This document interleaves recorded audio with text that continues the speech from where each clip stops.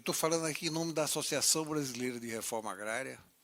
Meu nome é Guilherme Delgado, faço parte dessa entidade. E eu havia preparado a exposição, 4 pontos, etc., mas cheguei à conclusão que eu tinha que ir a algumas ideias mais seminais e sintéticas. Eu vou tratar de 2 pontos, e 2 pontos que têm um pouco a ver com o conjunto do que foi falado aqui.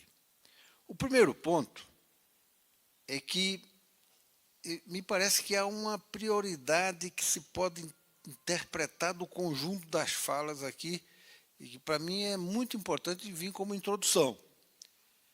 É que a informação, a comunicação e o esclarecimento descodificado sobre situações e fatos extremamente relevantes relativos aos direitos sociais básicos, da terra, do trabalho e do dinheiro, elas estão a requerer um trabalho de desembaçamento.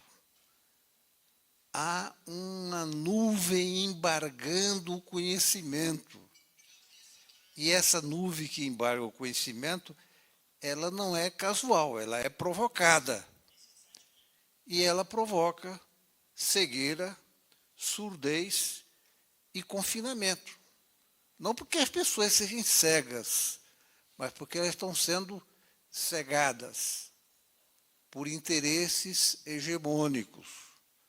Portanto, antes da gente entrar propriamente no tema da terra, que é o que me compete aqui, eu chamaria a atenção que a campanha ela precisa sistematicamente esclarecer sobre esses temas que foram tratados aqui.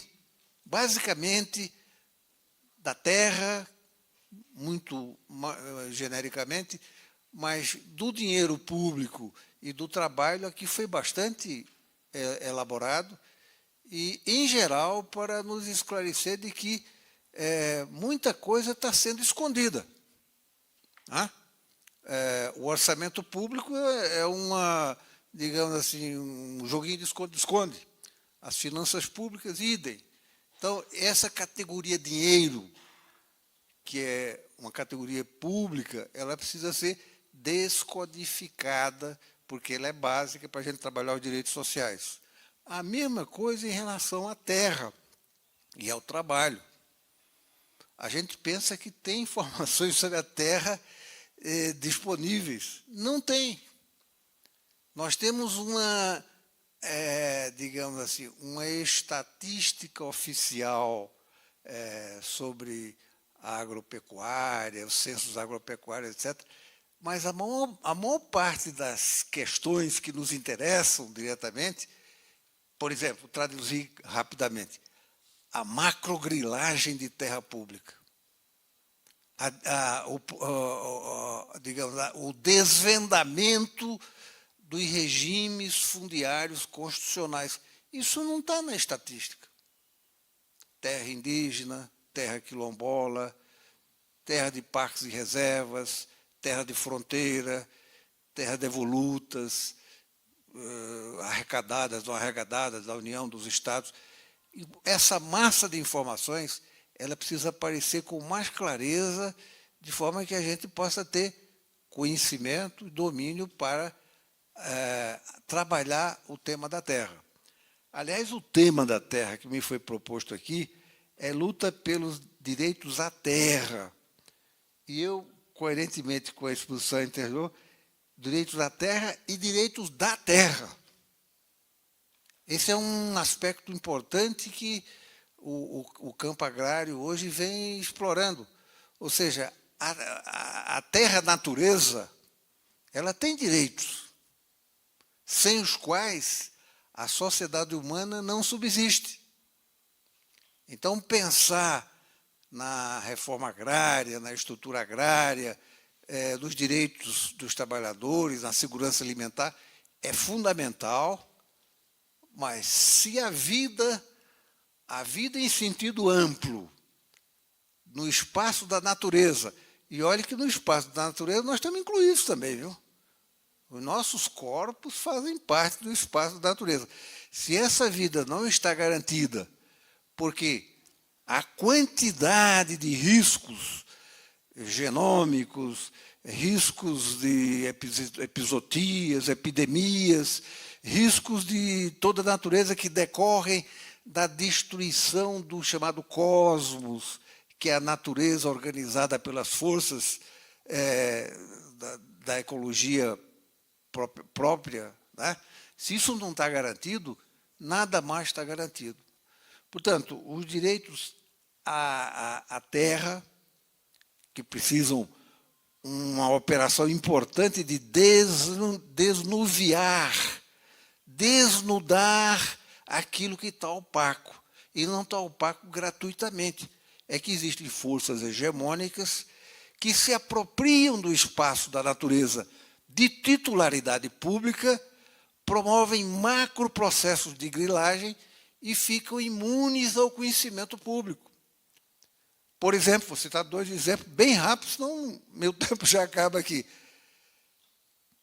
Terras intrusas.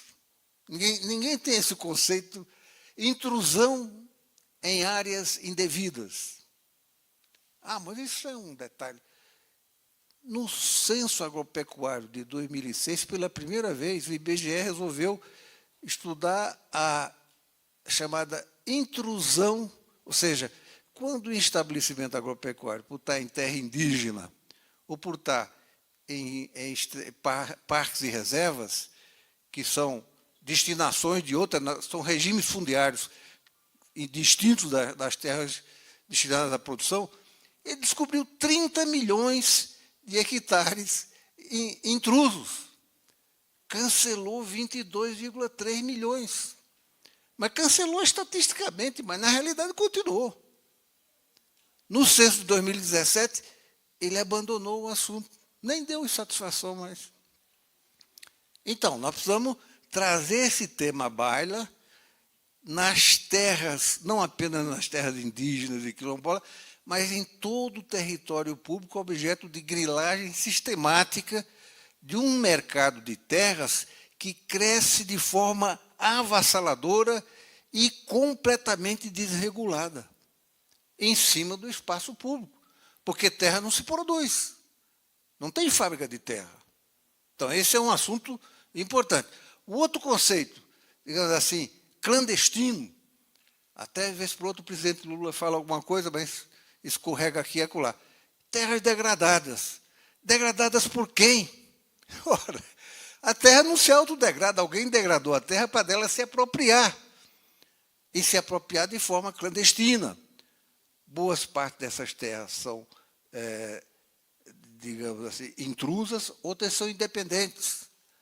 As terras que estão em chamadas matas nativas. Nós estamos falando de dezenas e dezenas de milhões de hectares, não estamos falando de pouca terra, não. Então, esse estoque de terra grilada modernamente, o grilo antigo era um grilo até pitoresco. Era você botar um grilo numa certidão velha, a certidão não era velha, era nova, mas aí envelhecia o papel. E você se apresentava como tendo títulos de domínio de longa data, etc. Tenho só 1 minuto para acabar. O grilo novo é fazer esses processos de degradação e de intrusão e ir para o parlamento com uma regra ou com um projeto de lei de regularização fundiária. Esse é o grilo novo. Grilo que o próprio o STF, recentemente, reconheceu como absolutamente injurídico, ou seja, anulável, porque é absolutamente em desconformidade constitucional. Então, digamos, essa informação básica sobre terra, trabalho e dinheiro, a gente precisaria talvez ter um observatório para sistematicamente levantar essas informações e exigir dos órgãos de informação pública, como o IBGE, por exemplo, que está nas mãos de gente honrada, conheço o presidente do IBGE, que ele vá atrás da informação que o próprio IBGE levantou em 2006 e depois abandonou. Sei que já acabei do tempo, e aí já recebi o bilhetinho de conclua, graças a Deus acabei. Obrigado.